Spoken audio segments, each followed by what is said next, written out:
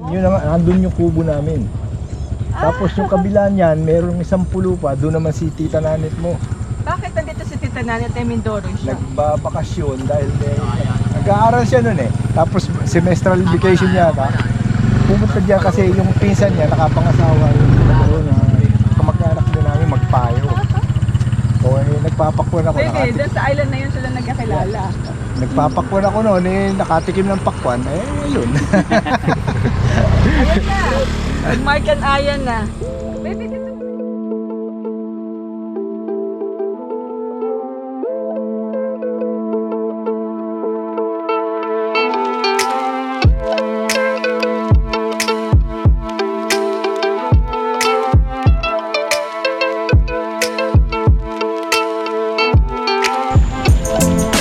Yan, dito lahat.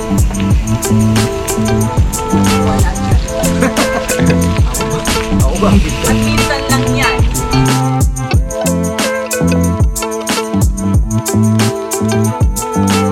Sila naman naglalabas. Madalas mo kasi yung boys naman yung banda.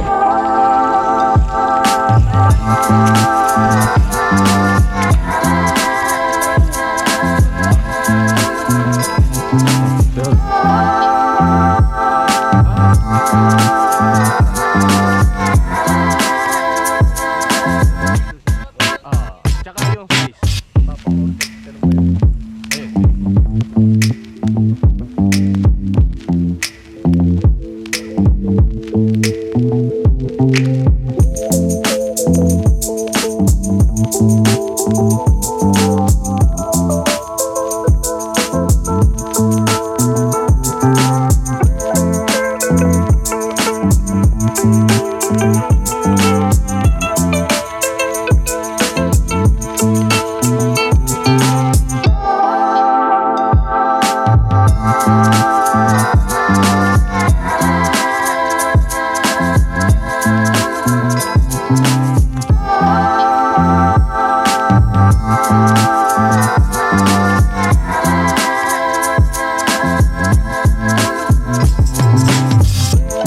Baby, tignan mo yung damot.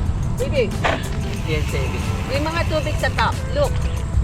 Hamog yan. Kaya nga eh. Morning dew. Nasa dulo talaga siya. Yeah. Yan yung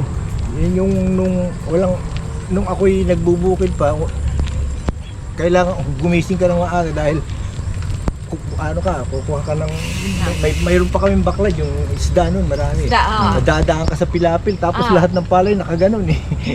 Na-enjoy niyo ba yon? Hinahanap Gusto ko siya. hinahanap ko ngayon pero nung panahon na yun I hate it. Hinahanap mo ngayon with Lolo.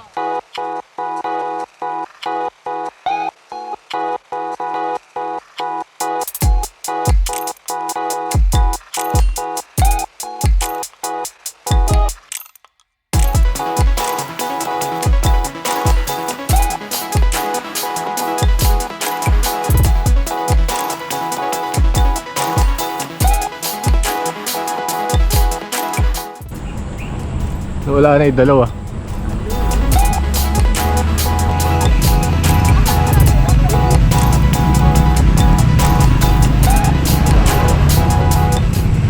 Kaya habang na magpapapicture pa. Hindi na siya ngayon eh. Ayoko ng araw eh. Gagalit pa.